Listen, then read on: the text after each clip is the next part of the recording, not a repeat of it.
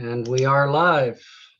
Welcome, fellow councillors, Mayor Day, staff, to tonight's Committee of the Whole meeting. We're alternating chairing. It's my turn, so I appreciate that, Mayor Day. As we move forward, I'd first like to acknowledge that the Subats First Nation and the town of Lake Cowichan have shared values in economic, social, and environmental policies on the lands that we share. And we thank them for that. Looking for introduction of any late items, if appropriate. Yes, Councillor Austin. I believe Councillor Sandhu would need approval to be absent from this meeting. So a leave of absence for Councillor Sandhu. Put that under, let's do business arising and get it over with. Okay. Perfect. With that late item, is there any further? Seeing none, looking for approval of the agenda as amended. Moved by Mayor Day, seconded by Councillor Bomaka. All those in favor? Opposed, if any? That motion carries. Thank you very much. We have a whole bunch of minutes here. Minutes of Committee of the Whole on January 11th, 2022. Joseph. Yeah, well, these are here just for information, and they approved that council at the council meeting stage. Okay, sounds good. So anything on the January 11th minutes? Seeing none. On the 18th, anything there from anyone? I'll go through them all. 19th. If there's any clarifications or anything. And there are two draft minutes, one on the 24th of January and one on February 1st, which are still in draft form. So those will be coming forward to council for approval. Yes. And endorsement at that time. Great. So moving on to number 5, business arising, unfinished business. This is where we place the leave of absence. Councillor Austin. I'd like to, I forget what the word is, for leave of absence for Councillor Sandhu for this meeting. Okay, I guess the whole meeting today, yes. moved by Councillor Austin, seconded by Mayor Day. Further discussion? Call the question. All those in favor? Those opposed? Wishing her a speedy recovery. We have some delegations, 2 delegations. Are they prepared, Joseph? They're coming in now. Okay.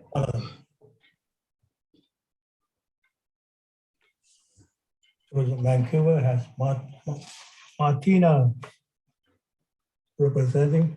Okay. Not sure if Callum is coming.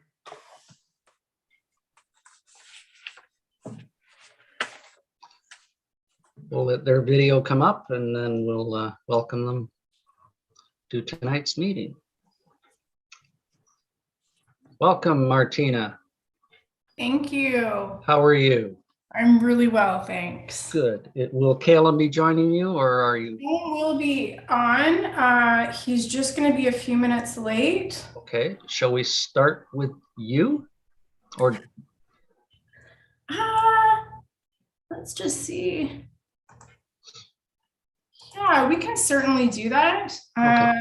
Callum, we had planned for Callum to go first. okay. But we'll just go backwards and that's okay. It works just fine. Perfect. Thank you. Just to let you know, we do not make any decisions during a delegation, but we appreciate the information you're about to share with us. Okay. You have 10 minutes, but if need be, we will certainly by endorsement extend that time for you. So I'll Okay. ask you right now, do you think you'll need more than 10 minutes? There's a possibility, and especially. Let's do that right off the bat. I'm looking for approval, unanimous approval by council, or this committee, I should say. Moved by Lorna, seconded by Councillor Austin. All those in favor? That's unanimous. So you take the time you need. Thank you. Much appreciated. No problem. Well, I guess first I'll introduce myself. So my name is Martina Morgan. I am the Marketing and Engagement Coordinator for Tourism Cowichan. And then, of course, Tourism Cowichan has contracted Tourism Vancouver Island to manage marketing and dealings for the society. So I am the sole, my position is solely Tourism Cowichan. And then I have the support of the TVI team. And so am I able to share my screen today? You can if I make you host.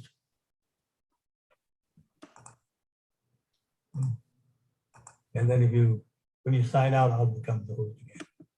Okay. Here you go. Okay, perfect. Thank you. Let's share the screen. Okay, are you able to see my screen? Yes, ma'am. Just a Okay. reminder to our fellow counselors for bandwidth issues, if you can just mute your video while the presentation goes, that'll help. Perfect. So what I'll do is we'll just wait. I'll start with marketing and what Tourism Cowichan has been up to, and then we'll backtrack and come back into the beginning of the presentation, which is more about tourism development and what TVI is doing in the region. Okay. So.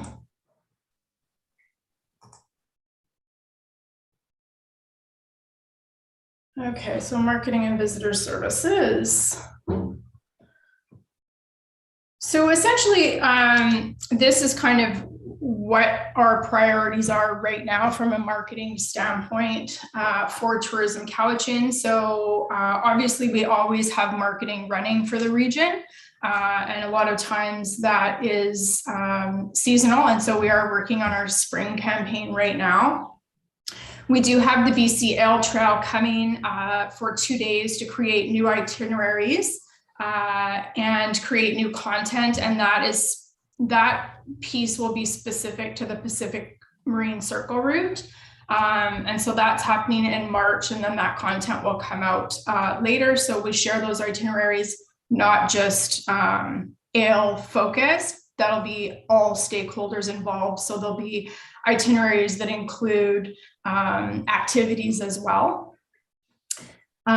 We've got working with BD Tartan or BD Bond to put out a slow food or farm to table media fam in the spring. So we're hoping that we can get as many stakeholders involved in the region and move them through the region. And we'll get a lot of play on that. We're working on some visitor center and frontline employee engagement. So that was kind of one area where I came into this position in June. So was kind of able to come through the peak season and see how everyone worked together and what was happening within the region, and felt like one of the challenges was just that visitor centers and frontline employees working in hotels, working in restaurants, working in retail, working in other tour sectors, could be kayak guiding, whatever. They just really didn't have a good grasp on what everybody else was doing. So we'd really like to get into the region and create some education around that. Website and brand development, which I'll get into a little bit more, video and image acquisition and assets. So we've got that happening through the spring in all areas within the region. We're in the process of completing our 2022 visitor guide. And then we're working on with TVI. TVI is actually working with Spinal Cord Injury BC on an accessibility project. And so we've reached out to stakeholders in the area, and we've got people coming and they're offering free universal audits for accessibility. And then they will create a landing page and different itineraries for each of the regions off the DBC website. And so we'll be able to use all of that content which I think is a wonderful initiative. So back to brand development, we did a website audit coming in to taking over and realized that there were a lot of places where we could do better. And so right now we're in the process of doing some website updates, and some of that is functionality, and some of it was just like being able to create a better journey for the customer. Continued asset collection. So we've got a videographer collecting B-roll right now so that we can, or video right now so that we can use that for B-roll, social media clips, and commercials. From a visitor standpoint, like I mentioned, we're really hoping to create some stakeholder opportunities and some education around what is available in the region so that we can keep people moving around in the region. So, Lake Cowichan knows what is happening in Mill Bay, and the people in Mill Bay can send people to Chemainus, and people in Chemainus can send people to Ladysmith, etc. So looking at hosting and facilitating educational sessions and fan tours in the spring. And open to new ideas for specific tourism sectors and building new partnerships on that as well. Some of the key priorities are really just like building trust with our stakeholders and with elected officials so that we can achieve better things together. If everybody's working in collaboration, we feel that we'll be able to better present our message. That includes a full stakeholder engagement strategy that we're rolling out and looking at just different reporting channels. So what does that look like for Lake Cowichan versus what it looks like for somebody else? What works best for you? Do you guys, would it be helpful for me to share reporting with you quarterly? I'm reporting out to the board, so maybe it would be helpful for that a communication channel to exist where I can share what's happening, and then get some feedback from people. And that's creating brand awareness and equity, obviously through stronger marketing assets. Oh, I think Callum is here. And so we'll move back to the beginning of the presentation. And then I'll have Callum take over to talk about development. Hi, Callum. Hey, Martina. My apologies, everyone. I had a personal appointment and told them I needed to be out of there at 1:45 sharp, and of course it didn't happen. So Of course not, but welcome, Calum. Is it Calum or Callum? Callum. Okay, Callum, thank you very much. We had the initial presentation from Martina, and I believe you're taking over, so welcome again. Okay, that sounds great. Thanks very much, and apologies if there's any overlap to what Martina shared. I think more than anything, Martina and I wanted to take a bit of time to connect with you all. And, I think first of all, on behalf of the Tourism Vancouver Island team, share our excitement with you all for, our new role in working with Tourism Cowichan and having Martina as our dedicated staff support for the Cowichan region. And also wanted to talk a little bit about some of the work that we're doing at a regional level and how Tourism Cowichan and the Cowichan region communities are plugging into that, and how ultimately Tourism Vancouver Island is helping to power Tourism Cowichan and the work there. At Tourism Vancouver Island, we consider ourselves to be the stewards of tourism for Vancouver Island, the Gulf Islands, and a little part of the Central Coast between Moses and Butte Inlet. We're a team of dedicated and passionate destination management professionals who all live on Vancouver Island and care very much for Vancouver Island and its communities and natural spaces. We are dedicated to working to minimize the impacts that tourism has, because we all know that tourism does come at a cost, and we want to maximize the benefits that result from the visitor economy. We're a part of a provincial and national system of tourism management and promotion. So that includes Destination Canada and Destination British Columbia.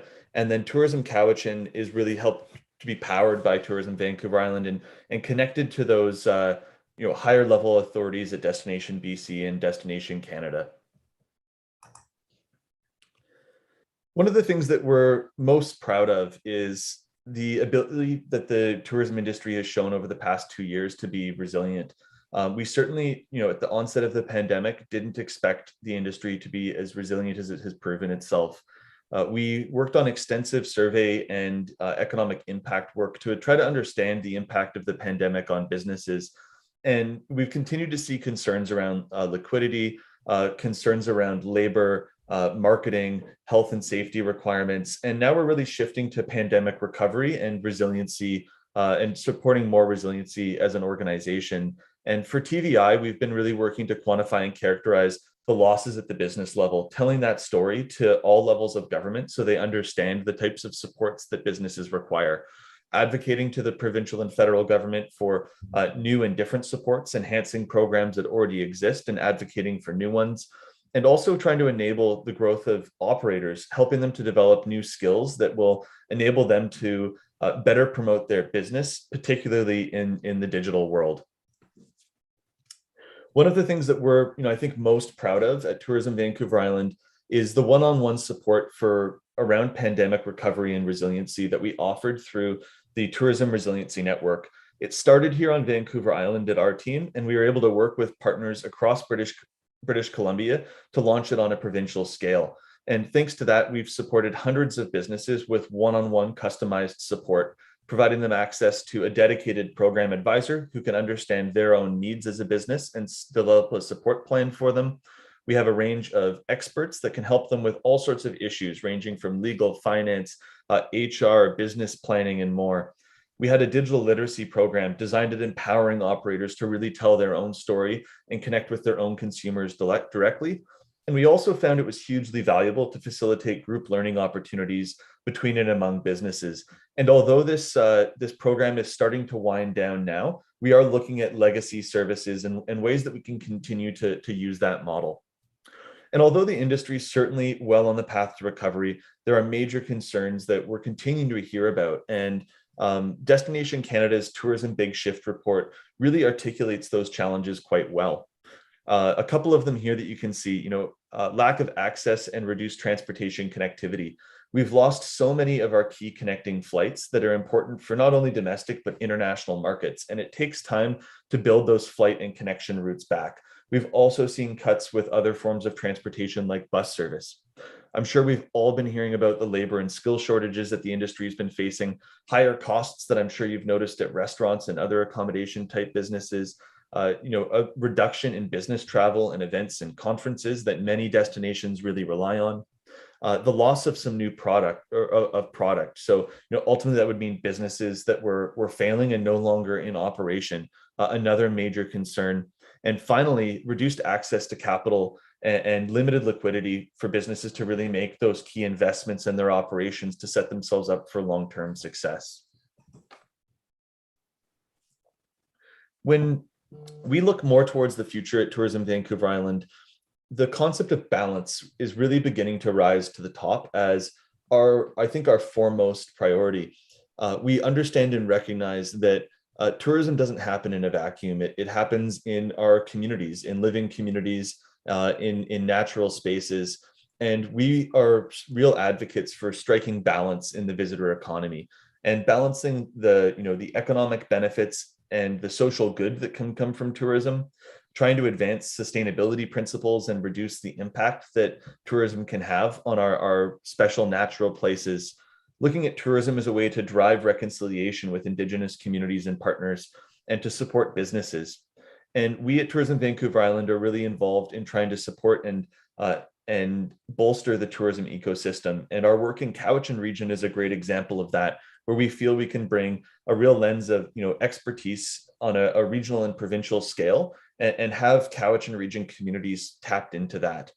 And at the end of the day, a management plan is really the main approach that we believe in, that tourism organizations used to just do marketing.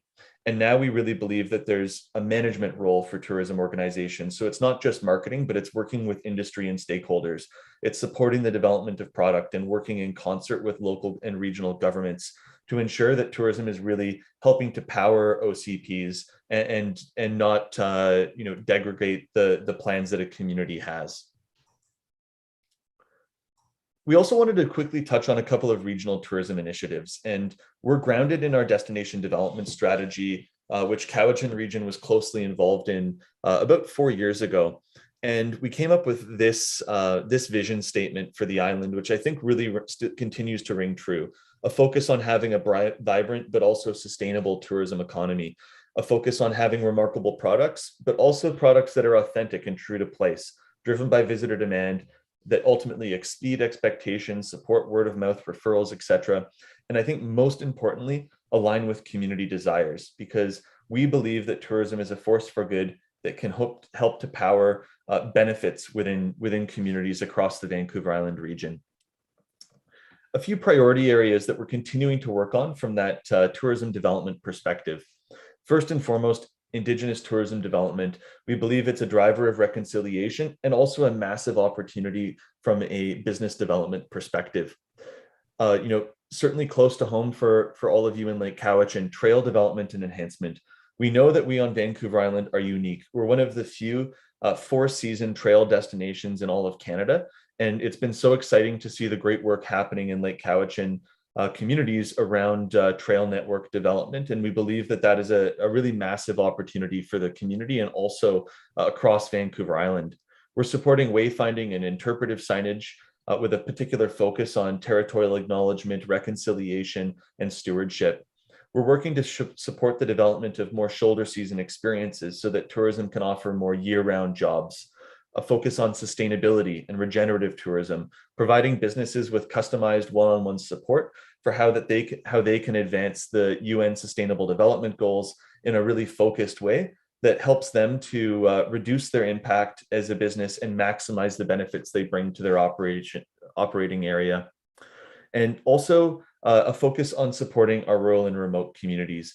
We know that tourism can be a really meaningful way of driving economic diversification, and that's particularly true in our communities that are looking to broaden their economic opportunities, potentially away from some more traditional resource sectors, and have that complemented by tourism, because we've seen up and down the island that tourism can work in harmony with other economic sectors that are key contributors here on the island. A couple of infrastructure projects that are ongoing, and I won't go into all the details about them. One area in particular is mountain biking and trail development, where we've been working with local nonprofit organizations in the trail space, and had some good connections with the trail builders in the Cowichan Lake area, and are looking for more opportunities to partner and support trail development in communities just like yours. We also have a program that helps to revitalize public space, and I understand that the Lake Cowichan First Nation has been successful in accessing some funding for that. We also believe that our ancient forests are an experience that visitors are looking to enjoy and to celebrate.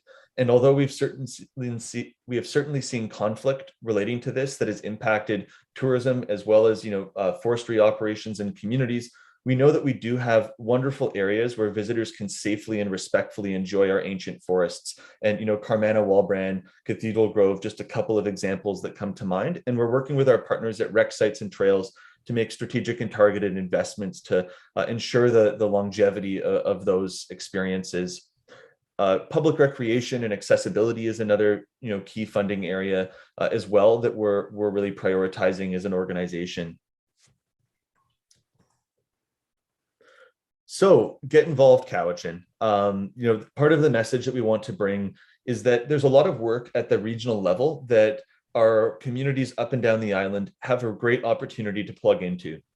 Destination BC, the Provincial Crown Corporation for Tourism, is supporting us with an action planning process that'll essentially update and reprioritize the destination development plan that vision statement I touched on earlier was drawn from.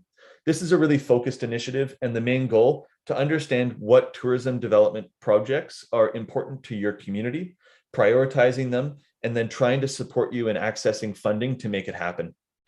We're really looking for project ideas and priorities, and in the next couple of months, we'll be rolling out a bit of an engagement strategy to work with communities just like yours in this regard. And then the other piece that we really want to stress is that our team at Tourism Vancouver Island is, really plugged into the destination management system across BC. And we really help to advocate for Cowichan region at that level and bring opportunities down to Cowichan as well through that work. And I think this is my last slide, so bear with me.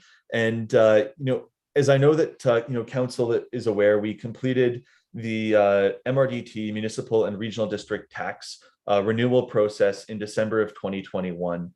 And through that initiative, we were able to update the 5-year plan and 1-year tactical plan with a new focus area in a couple of areas, one of which is a greater shift towards digital marketing.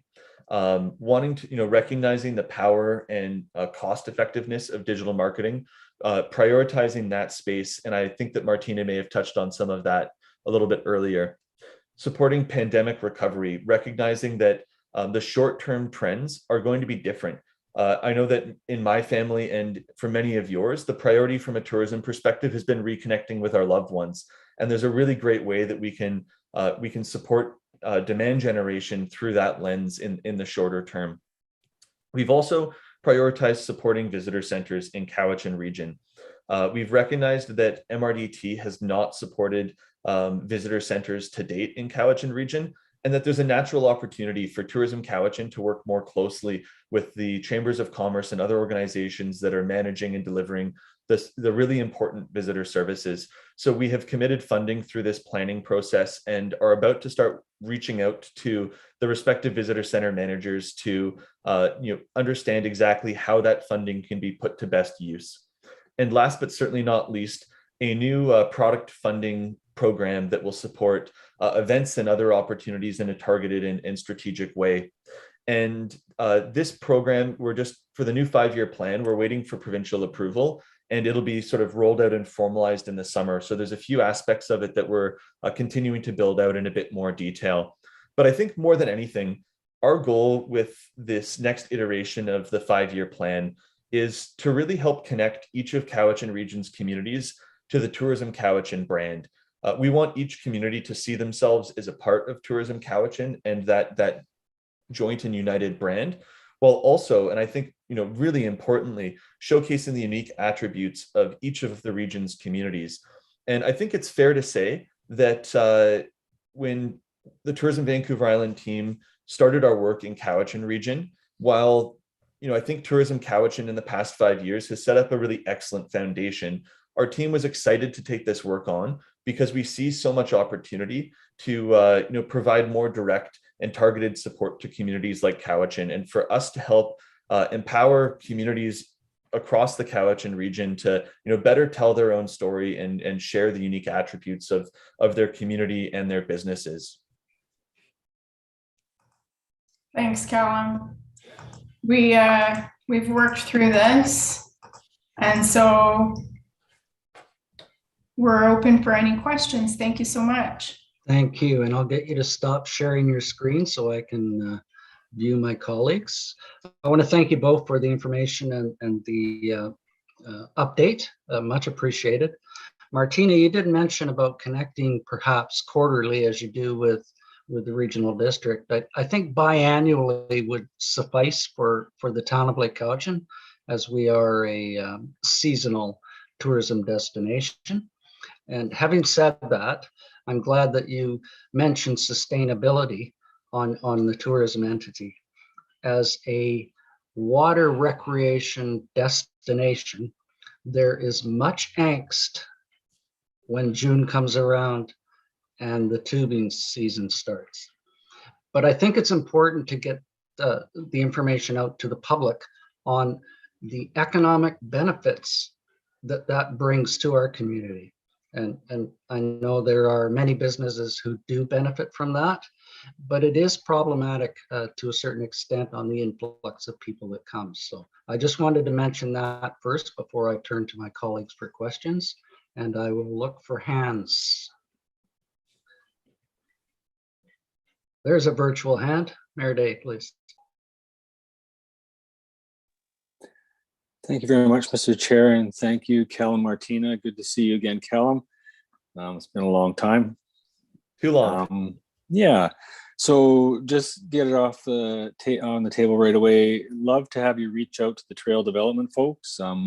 There is a new president, and the society is still going on, but that'll be a separate reach out, and perhaps I can get you the head of that, and then maybe there could be some outreach with them. They can give you an update.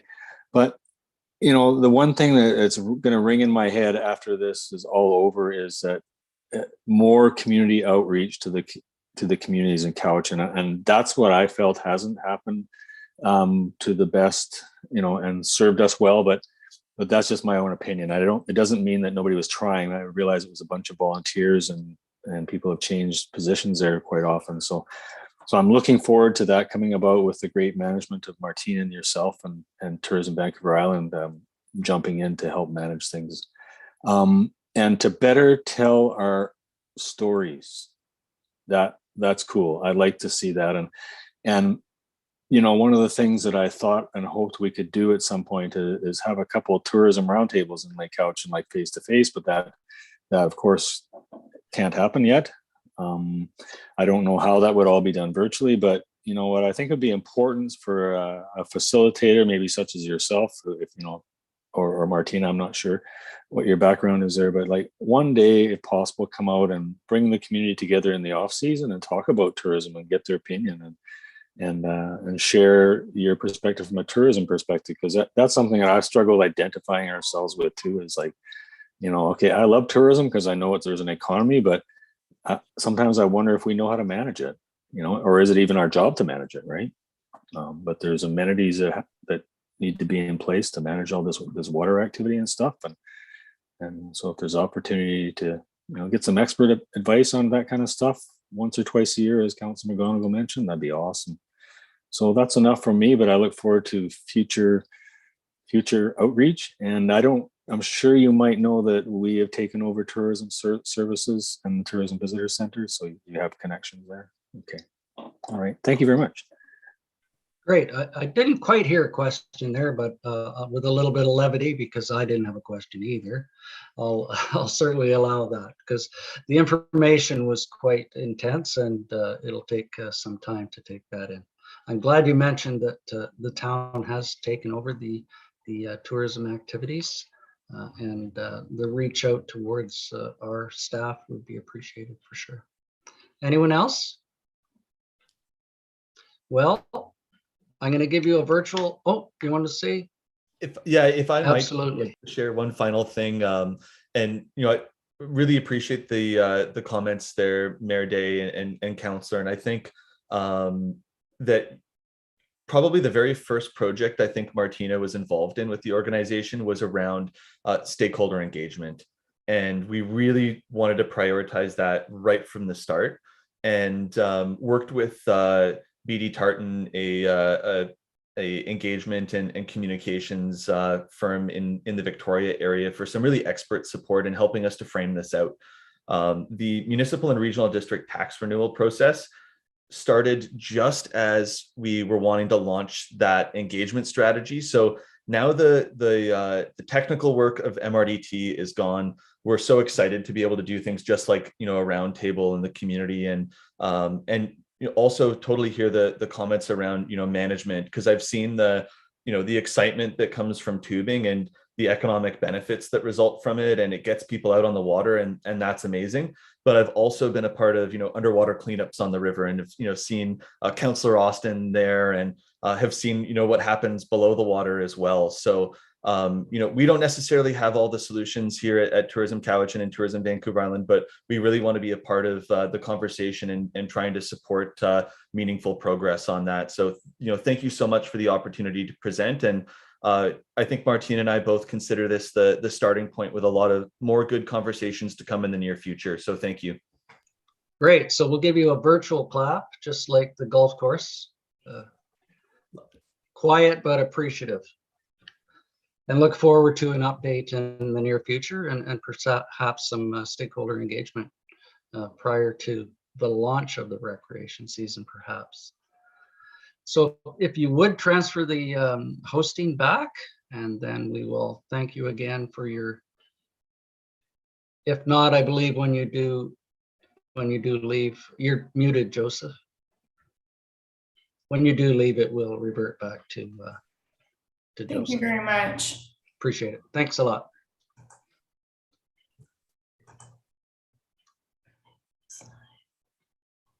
I have to assign it.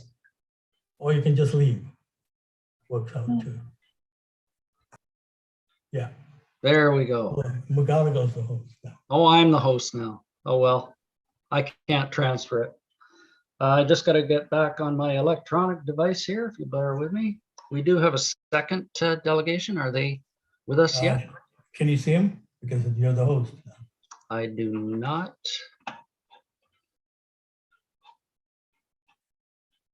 I do not see anyone on my panel. Maybe just a bit late. Could be. So with that, if we can move on to correspondence while we're waiting for them to join us, that would be appropriate, I believe. And under the correspondence action items, we do have the Couch Lake Arts and Culture Society on the art bombing event to be held April 9th to 18th. Anyone want to speak to that?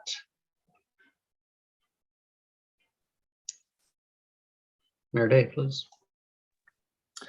Thank you, Councilor McGonigal, Mr. Chair.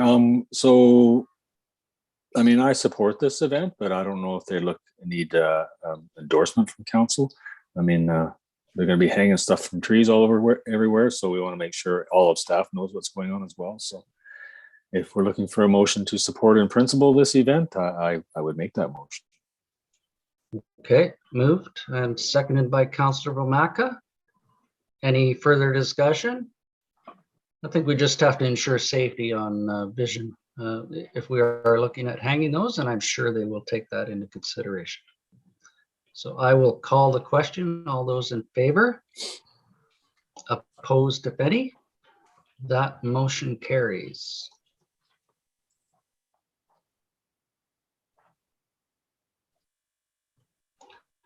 Still don't see them here, Joseph. Perhaps I should give you back the hosting duties. If I can find where to do that. For the end. Yeah, where it say more, Yeah, I'm on more. and then you Says look that, click that. stop live stream. I don't want to do that. That's all I have. When you click it, you'll see your options. One is make host. Oh, I have one to admit here now. Okay, let him in. I will do that. Just popped up. And while he's loading, Maybe one more after that. okay.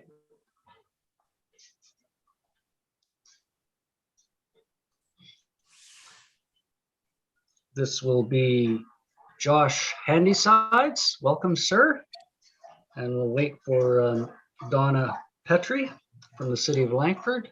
I haven't seen her yet, but I will welcome you, Josh. Hi, hi everyone. I'm Josh Handysides with Malahat Nation. And no, thanks for having me to share about the Spirit Loop. Were you share the presentation ahead of time? Did everyone get the presentation? I don't believe we did. No, Okay. we should.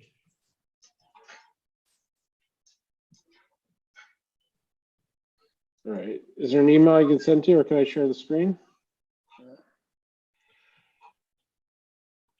You can share the screen. I believe I would have to transfer the hosting duty to you, and you'll have to bear with me while I find that.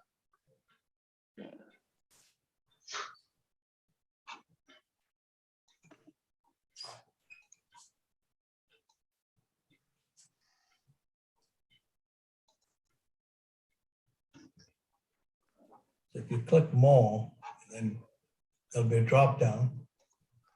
The only thing I have on more is stop live stream, so I'm not Oh, sure really? that I actually am the host.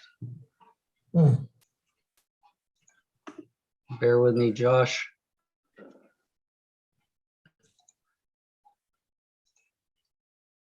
You look under share screen. I'm going to put multiple participants. So perhaps now you can share, Josh.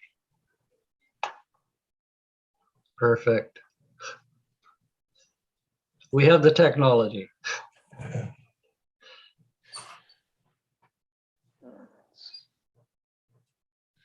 So you're seeing the presentation all right? Yes, sir.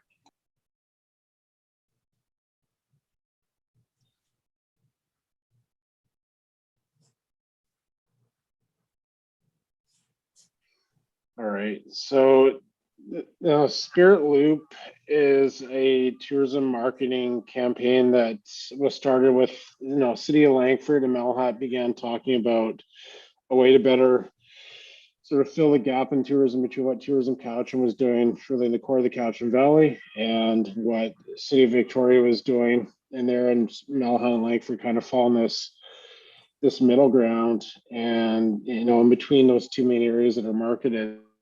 So we initially started talking in late 2019 about this opportunity to work together on marketing our areas as neighbors. And as that discussion grew, we also realized there was the same need audience for Suk and Port Ranford. They kind of got lost in the gap there. So, and there's a strong collaborative relationship with Malhat Nation, working with City of Langford next to us, and with Suk Nation and Beecher Bay First Nation too. And that's really where the start of this campaign came from. And some people thought this was a replacement for the Pacific Marine Circle, and that wasn't the intention. It was really just to try to fill a gap in between other tourism marketing campaigns that were out there, and really and to make sure the Indigenous communities had a spot at the table and leading that campaign too. So we've been really, but the core driving has been myself at Malhat, and then City of Langford, and we have the Spirit Loop website, and we also have there's lots of, we did a documentary video that's on the website as well, which you can feel free to check out. But we found a different way to highlight each of the different areas in the campaign. But so one of the key ways doing this was this video that we've done, and we still have plans to do more work, but really showed the chance around to look around the area. And as we went through that, we're just trying to find a different way to push and market that, and really it was trying to capture the outdoor stuff. And of course, when we launched this campaign last fall, finally after the couple years of delays, as the province, as one of the funding supporters asked us to put it off during COVID, right away, Bob, Day, and a few others reached out to me, said, "Hey, why didn't you include Lake Cowichan in this?" So, the conversation started back then with our partners. Would we be open to expanding the campaign broadly? And on it was I think it was a resounding yes on our side, that we're open to including more areas in the campaign. And with the campaign, though, I said it's video, there's website, there's different information on the areas in there, so we highlight each area within it. So if Lake Cowichan and town of Lake Cowichan and Lake Cowichan First Nation were willing to join, then we look to add information on the Spirit Loop website to highlight some of the tourism features of Lake Cowichan in the area. And we would also link it to all of Lake Cowichan's existing resources, because I know you guys have some current websites highlighting what the town has to offer. And we've also provided different itineraries of how you could link the different places on the route. So hopefully, because one of the big ones in tourism is not having people just come to one area, but it's to show them there's enough places in an area to stay for a longer period of time and to see more of what the region has to offer. So we've provided different itineraries and things as well. And I didn't see, so for each, like I said, for each area, there is a place highlighting different things to do, places to eat, places to stay, and different activities within the area here. So there's a few just showing some glimpse from Langford and Souk there. And that, we've also made sure that there's a mobile site. So if people watching on their phone, it's optimized for their phone, because we know a lot of people traveling through, it gives them a chance to, better access the material. And that, a lot of what we've done is, we'll continue to do, because we have ongoing funding from Destination BC for this as well, is just continue to highlight the things that makes our areas different from, sort of the core of the Cowichan Valley and Victoria, and just show what the experience is, if you get a little further out and enjoy what's outside of what there's to offer. So again, I know a lot of different visuals, which then we'll be using in different campaigns. And we've also provided postcards at different restaurants and tourism venues in the area, so that's something that they can use to help further the campaign. And so we've done different ones for each area of the region: Souk, Langford, Port Renfrew, and Malahat.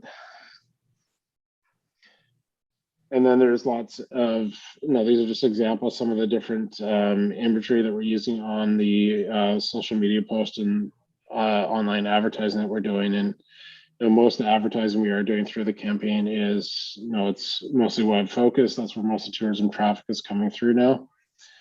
And, if we're going to evolve the brand in Lake Cowichan, we'd add a fifth, destination on the bottom. And that, I think, on Lake Cowichan for us is the logical connection between, we obviously have Port Renfrew there, we have Malahat there, and you've got to get through Lake Cowichan and go there. And myself, I live not far from Lake Cowichan, just off near Palby. And so, you've got to come through this area to get between A and B, and there's no reason we don't look to help highlight what Lake Cowichan's doing, because it was always meant to be an inclusive advertising campaign. And one of the other things we did with this too is when we did the launch, we sent out different packages highlighting some of the different locations in the area, and a few samples from different businesses in the area too. So we are already starting to get feedback from these media boxes and things we sent out. We've got Canadian Geographic planning a trip out here, and there's a couple other magazines I'm blanking on right now that are looking to come. So we're starting to see it pay off and getting features on the region. And for us at Malahat Nation, this was a natural thing for us to start, because really we, our first big project, Malahat Skywalk, we opened last year, and with that project and planning, to have a chance to market not just that, but the broader area, not just Malahat Skywalk, but it was an opportunity to highlight all the other tourism destinations around us, because I really believe that and tourism is a more the merrier kind of business. The more we promote other activities and other things, the more it's one of those industries where really, the rising tide floats all boats, and the more we can highlight that there's great experiences around us, the better. So I think it's a natural fit to include Lake Cowichan if there's interest, and beyond what the materials are, and you can take your time to see more on the web too, is sort of what we've done in terms of funding this, and how this campaign's been funded. So we do have ongoing funding in the coming fiscal year as well for Destination BC. We've had some substantial contributions from Langford and the Souk Port Renfrew Economic Development Group. Malahat Nation and our partners in Skywalk have made contributions too. That's what we do ask if areas are wanting to be part of this, that we find a financial contribution from their area, but that doesn't necessarily have to mean from the government. So in some cases, come from the business community or different tourism groups in the area. There's some pretty strong tourism businesses in Lake Couch, in between what goes on at Lake Town Ranch and the Gang Group and other owners who have substantial investment in the area, and I'm sure they'd be willing to be part of this campaign as well. So we do hope to see financial contribution from all partners, but really it's it's really about just promoting the broader region. So if we're definitely happy to have Lake Couch on as a partner if you'd like. Great. Does that finalize your slide? It does. Okay. Stop the sure. I'll stop that one, and I'll look for questions. But first of all, I think you hit the nail right on the head by suggesting that this is not replacing the Pacific Marine Circle route, but instead enhancing the opportunities along that route. When you look currently at the focus for stops, it would be in the Cowichan Valley, as you stated, and that area and Victoria. To look, we've been suggesting all along that enhancing opportunities in the remote areas such as Port Renfrew, Souk, Lake Cowichan, in conjunction with the Pacific Marine Circle route, is important to have not drive-through visitors, but destination visitors. So I think with inclusion in the Spirit Loop would afford that opportunity for people to stay more than just 2 hours or 4 hours to float the river. There's more things to do in Lake Cowichan than that. There's more things in Port Renfrew to do than go to Botanical Beach, for instance. So I would certainly hope that we can forward this discussion with our council and perhaps our local First Nation on enhancing their opportunities as well. But I'll turn to other councillors if they have comments or questions. Is that your hand, Mayor Day? Okay, go ahead. Yes, thank you, Mr. Chair. Another thought I thought about when I was listening to Josh, and thanks for coming on, Josh, is we just had Tourism Vancouver Island / Tourism Cowichan as a delegation, and I was wondering if there was some synergy there as well to help, either with a little bit of funding or a little bit of the administrative work and putting something together if that's the route we wanted to go. Definitely, you've given us, I think, some information for further conversation. So, yeah, but I was just wondering if that had been broached with Tourism Cowichan, because they say that they would like to do some more specific community outreach. So, yeah, I'll just leave that with a few questions there. Yeah, so there definitely is I'm also on the board of Tourism Cowichan, and so really Spirit Loop was a chance to build on the good work Tourism Cowichan does. And and the core of it really was starting with Langford and Malhut Nation. Then they approached us as you need multiple neighboring jurisdictions to get this Destination BC funding. And then through conversations, other nations wanted to catch on, and then it's just sort of been a natural growth of the SPID. And really the goal is not to be a replacement for Tourism Cowichan or the Circle route or Destination Victoria. It's really it's an advertising campaign, a different way to get the message about what's here out there. And really it's meant to be a place to capture people and grab them and hopefully redirect them to the resources that these other existing groups have. So, and if you look on the website, the Souk to Port Renfrew stuff, it connects to the website they have for marketing that region. The Langford one connects to the City of Langford site, and similar too. So it's really meant to enhance what's there. And and if you look on the website and even some of the videos, Janet Doherty, who's chair of Tourism Cowichan and Tourism Vancouver Island, is in the video too. So it's there's been a real bit of collaboration. So it's just a different way to message and get out what's happening around here. Perfect. Thank you very much. Any further questions or comments? Did I see your hand, Councillor Maka? No? Councillor Austin, please. Thank you. Thank you for that presentation. That's really important. What is the actual website address? It's spiritloop .com. Spiritloop.com. Okay, we'll definitely be looking that up. Perfect. Sorry, .ca. Okay, .ca. All right, thank you. As long as Spirit Loop's there, it'll probably come up. Okay, anything further? Well, thank you very much, Josh. We appreciate the information and presentation. I'm sure there'll be further discussion at a later meeting with this group to see how and if we can be included in the campaign. But certainly appreciate the opportunity. Yeah, and I will just add that no, I think we're near $100,000 that we have for next year, right? So we have there's substantial funding. So no, if Lake Couch comes on, anything you add is great. And no, but I have already talked to some businesses out there, and I know there's interest. So we know budgets are tight and taxes are going up every year. So I think there's a place for the business community to come in here and to help do things as we hopefully relaunch out of COVID here. So if you're interested, let us know, and we'll keep moving forward. Certainly appreciate your time, and thank you again. We're going to give you a virtual clap. Thanks, everyone. Thank you very much. Bye. Have a good night.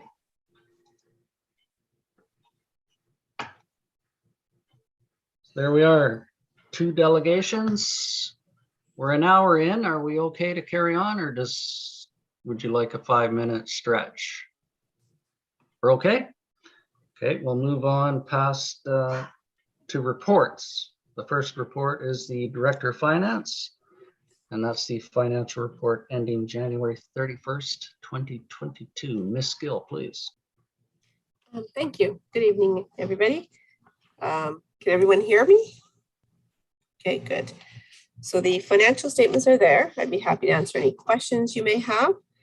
Just keep in mind that the numbers for December 31st year end haven't been finalized yet. Work on year end is ongoing. The auditors have been scheduled for March, so they'll be here at that point. The 2022 budget numbers are preliminary numbers as well, as per the budget discussions. The water and sewer parcel tax bylaws will be forthcoming at the next meeting.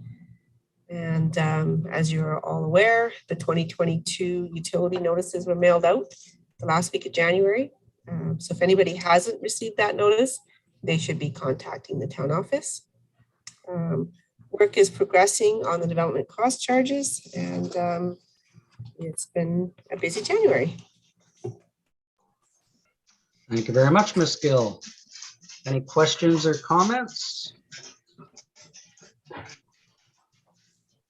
Councillor Austin, please. Thank you. Just one question on the general fund. I see that the Mildred Child demolition has gone up a bit. Is that due to just rising in costs, or is that because of different things within the building, or is that a final cost, or is that just an estimate? It's an estimate. Guesstimate. Okay. Anything further? No. Moving on, any other hands? And again, as usual, Ms. Gill would be pleased to answer any questions you do come up with, either electronically or safely in person. Nothing further on that. Thank you, Ms. Gill. Appreciate that. Off to number 2 in reports is the building inspector's report. This one is for information. Anything there, Joseph? Yeah, the only one is under the buildings, the commercial segment, the municipal hall is included. Great. Anything else on that? Again, just for information. So we'll move on to number 3, which is the Lake Cowichan Fire Department incident report for December 2021. And in that report, I'll be looking for a resolution to expend $10,031.17 for the December incident report. Moved by Councillor Austin, seconded by Mayor Day.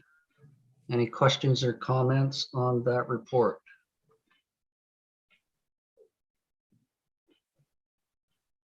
The usual culprits on there. Councillor Austin. I just had one question about the siren. Has it actually been moved to the fire hall now? Yes, The fire hazard sign? the fire siren. Oh, siren. No. It's still at the town hall It is at the town hall. It'll remain there. forever? I thought it was, oh, okay, sorry. No. Nothing else on the incident report? Call the question then. All those in favor? Opposed, if any? That motion carries. Thank you. Moving on to Chief Administration Officer on Water Consumption Plan. Joseph. Yes, we are in the process of making an application under the Green Infrastructure Environmental Quality Funding Program for the sewer treatment plant upgrades. And one of the requirements is that we file a water consumption plan. The last time we did a water consumption plan was in 2019, but there have been some changes since. We've got a new water treatment plant. Consumption, because of drought conditions, has gone down a bit. So it's still higher than the Canadian average. And we are making an assumption that a household consists of 2.24 people. So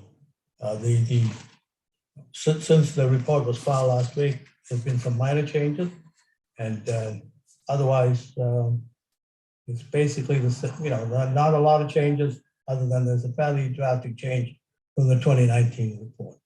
So it's here for your approval. It needs to be approved by council before it can go to the feds. And there is a recommendation there, if you are so inclined, and that is required for the grant application as well. Yes. Do I have a mover for that? Councillor Austin, seconded by Mayor Day. Any questions or comments on that, Mayor Day? Just a comment that, because I didn't hear the administrator mention it, but it just needs to be brought out wide open here, that it's going from a current limit of 35 cubic meters to 30 cubic meters per month. Is that correct, Mr. Fernandez? That's the recommendation for next year, yes. Thank you. That will be in 2023. Correct. Councillor Bomaka, please. Thank you. I guess this would be for our administrator to answer. So this is a household to go from 35 down to 30. And, the 2-point-something people in my home, I'm at 5 people right now. So question is what about commercial? Because I didn't see anything to do with commercial conservation or how they're monitored. Because this is based on total usage in Lake Cowichan. Right. And the commercial component is not a lot in town, unlike other communities where it's 50%. Ours is, I don't have the numbers up front, but it's not a major component of our water consumption. Okay, because have we ever looked at that though? Because I would beg to differ when you have restaurants and hairdressers in town and they would be consuming a lot more water, I would think, than 2-point-something people in a household also. And if they're not metered, this could skew a lot of these percentages, I would think. Maybe I could let the Director of Finance answer that. Ms. Gill, please. Yeah, so a lot of the businesses in town are metered, and most of the businesses will start paying after 20 cubic meters of water. And so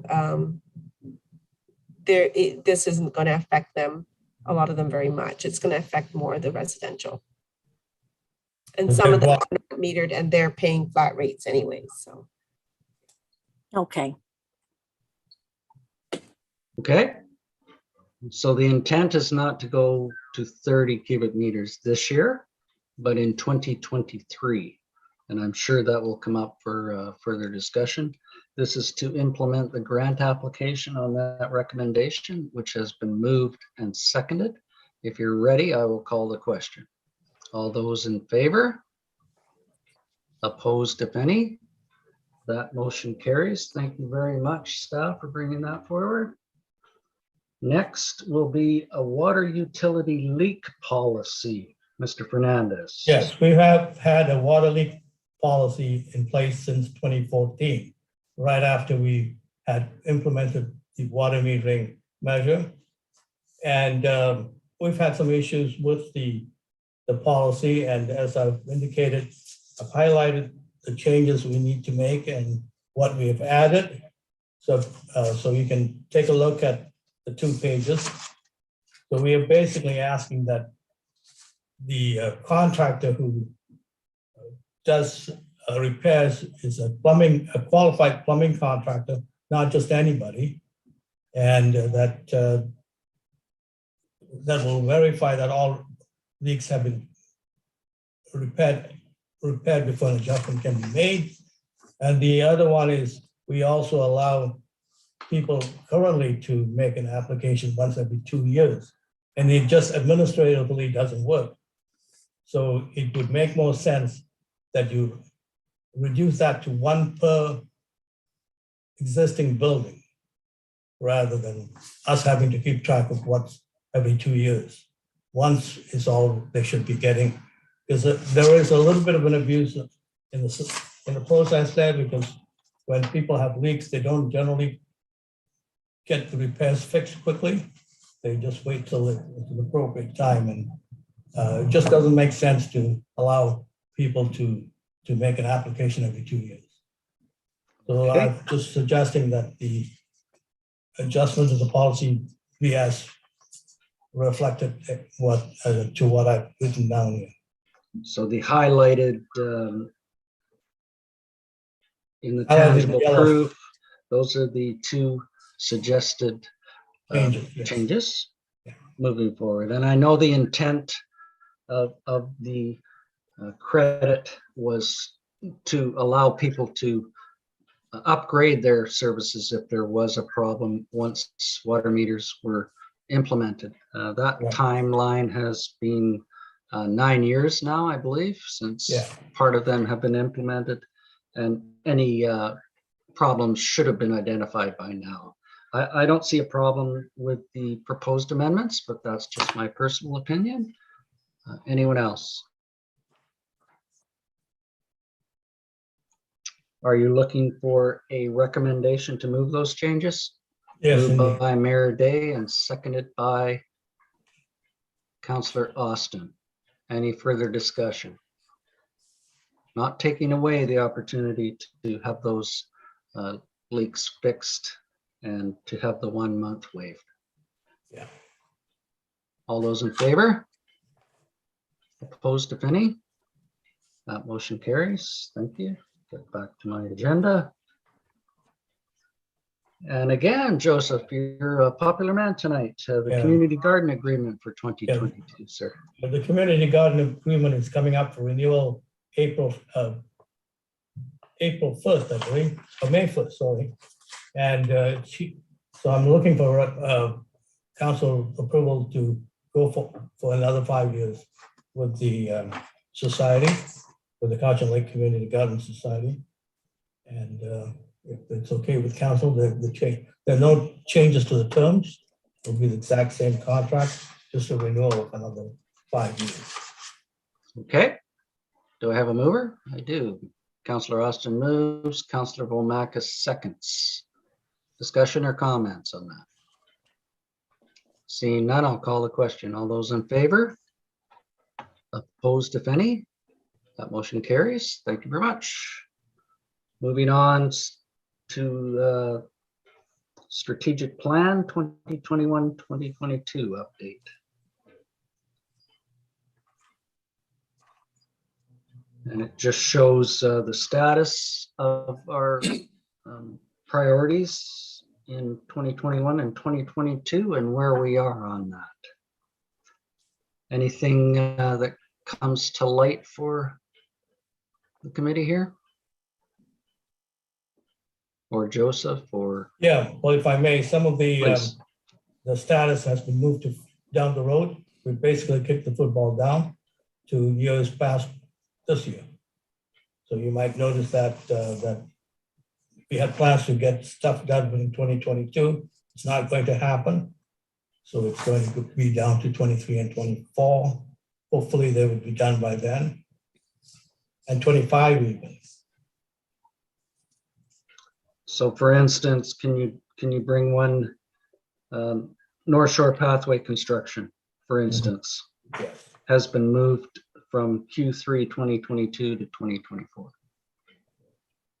So that would accommodate other priorities within the strategic plan to be, yeah, I know it's hard to say 5 times, to be put up to the top, so to speak.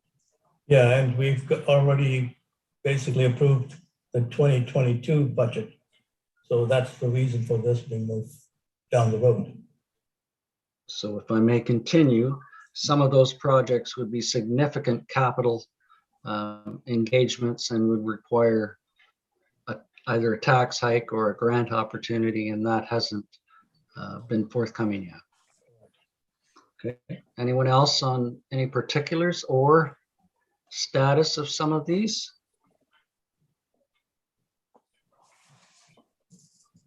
I think it's important to have a look occasionally at what we did put forward in our strategic plan and how COVID, for instance, has maybe impacted some of those priorities. You'll note that one of our highest priorities was the town hall refurbishment and update, and that is currently underway and hopefully will be completed this year. I'm sure it will be, with much interest, at least by this group. And the demolition of the Mildred Child will be included in that, I hope. But if we can do this every 2 months or 3 months for an update, just to show the progress, I think that would give us at least an idea of how the priorities are moving through the system and which ones had to be moved for budgetary constraints or even contractual constraints on RFPs or quotes that were substantially higher than we anticipated.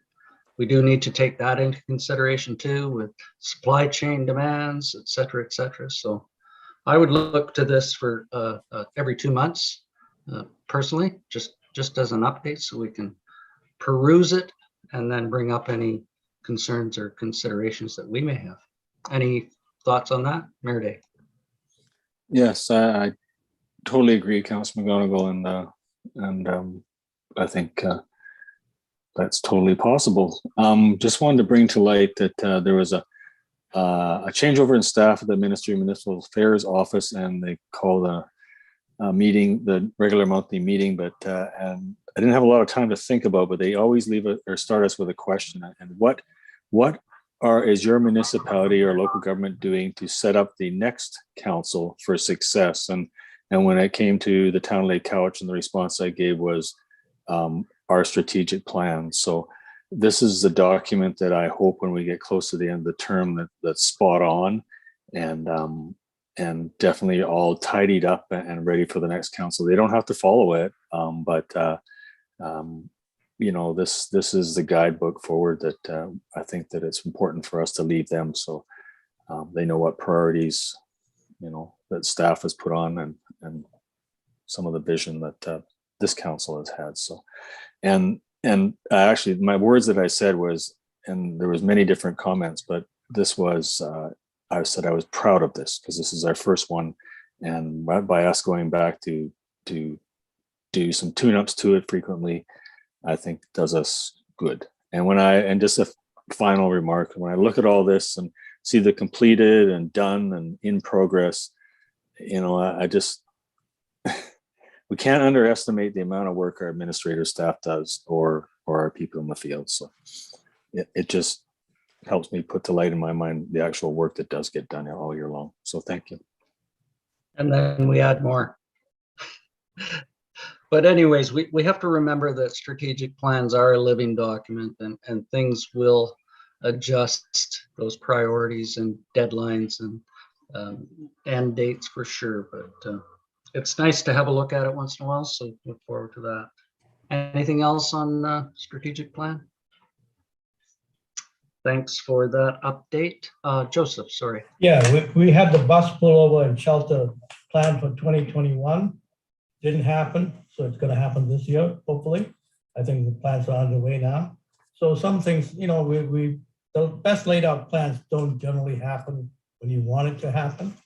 There are other issues that block progress. And other government entities, that's a multi-jurisdictional item that you just mentioned, so you got to take that into consideration too. Excellent, thank you. Sorry. I know council likes to blame staff sometimes. Well, you know, it's lonely at the top. That's why we're just on the second rung of the ladder.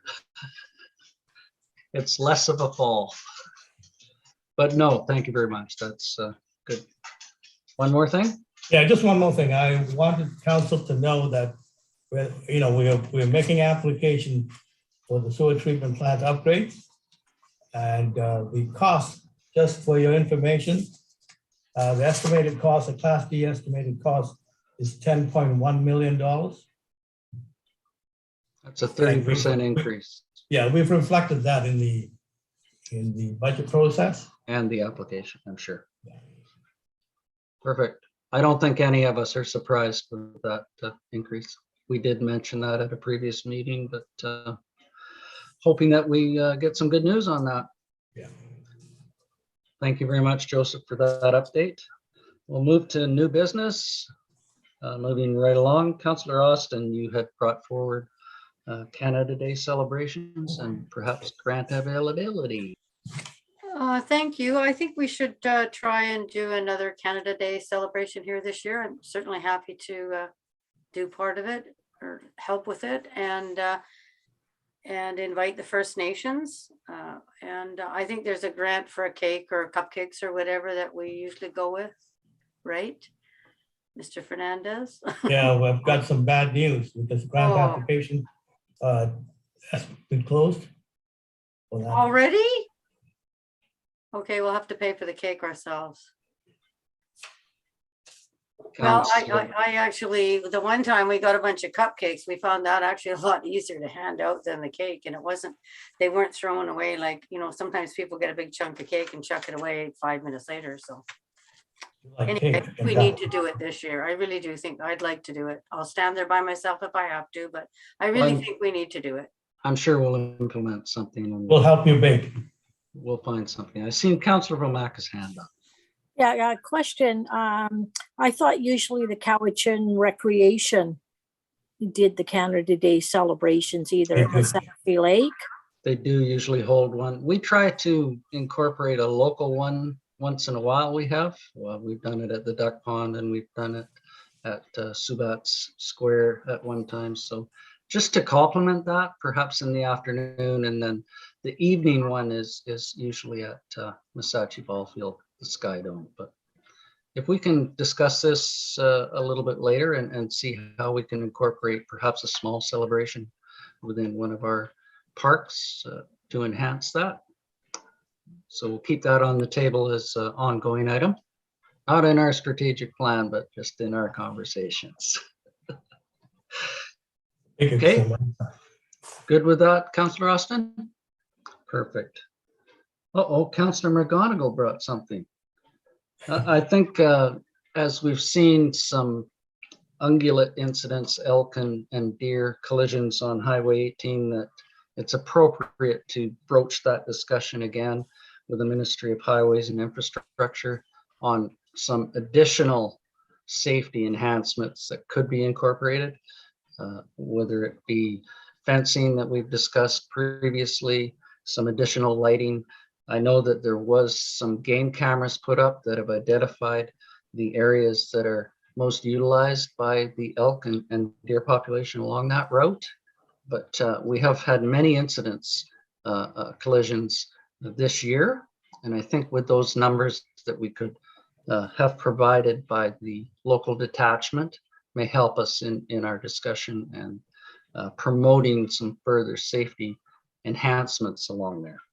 I know that the current logging that is occurring along there may give some better visuals, but it may also drive those animals further into the lanes of traffic. So I'm not thinking that it would be too problematic to incorporate game fencing along Highway 18, considering that it was done throughout the inland highway from Courtney up to various areas north along areas that are also private lands.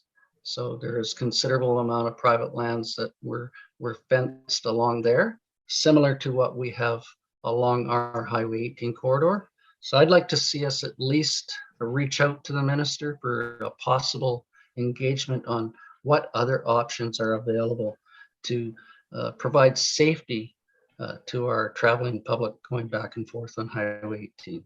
And I don't suggest that the lights aren't doing anything, but the elk and the deer don't read those lights. They don't cross on those lights, and they don't trigger those lights when they're on the road. It's just a suggestion to be aware that there are animals along there. All the signage in the world will not keep them off the road. So anything that we can do to protect our traveling public and perhaps mitigate any further fatalities, I think is incumbent on us to bring forward to the ministry. So just your thoughts.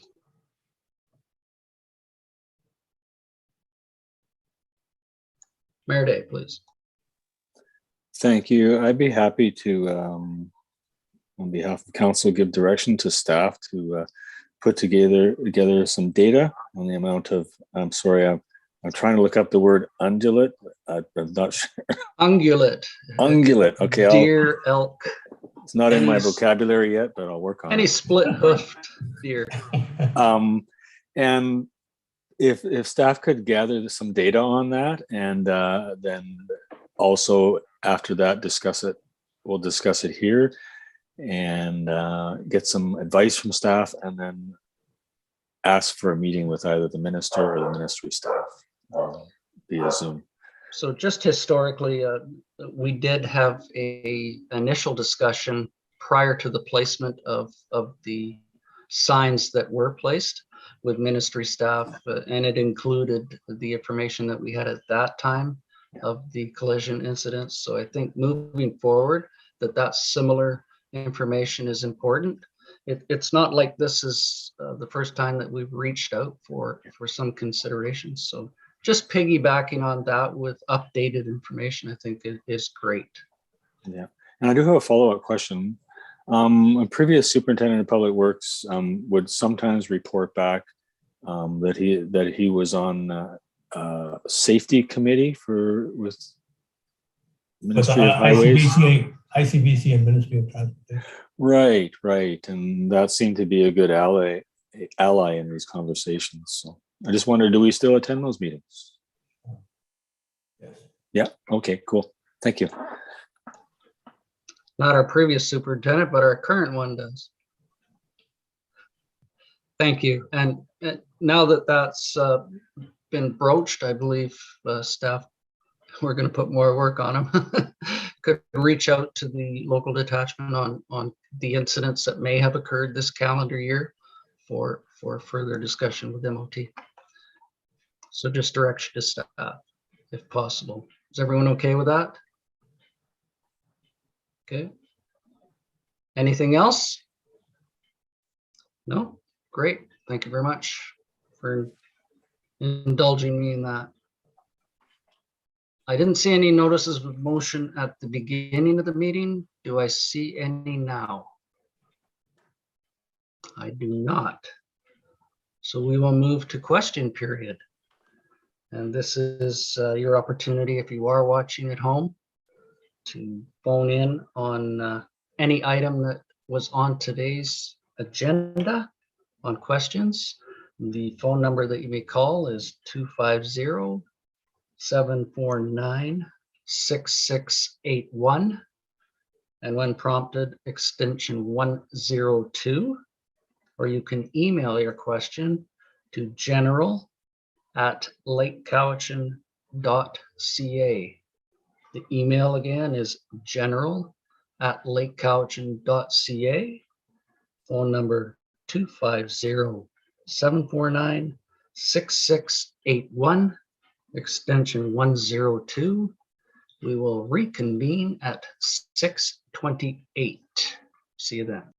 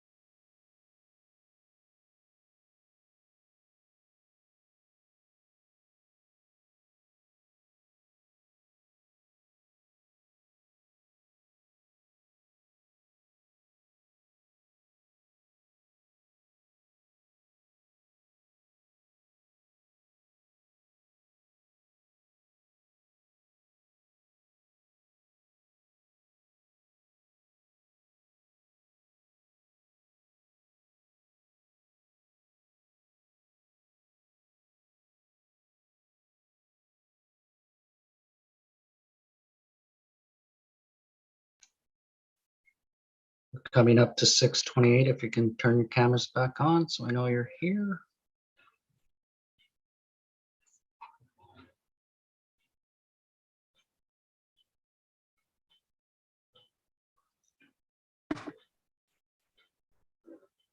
Joseph checking the email. Nothing on the email No emails, no and no phone. phone calls. Okay, for those who are watching, you can certainly reach out after viewing this if you do have questions on today's agenda, and we'll try to get the answer to you as we move forward. Thanks for that, Ms. Gill. Appreciate it. So to everyone who's watching, if you are, and fellow councillors and staff, thank you very much. Looking for a motion to adjourn. Moved by Councillor Bomaka, seconded by Councillor Austin. All those in favor? None opposed? Thank you very much. We will see you when we see you. Yeah. I'm going to end it as the host. Okay. Yeah. Good night. Thanks a lot, everybody. That was a nice agenda.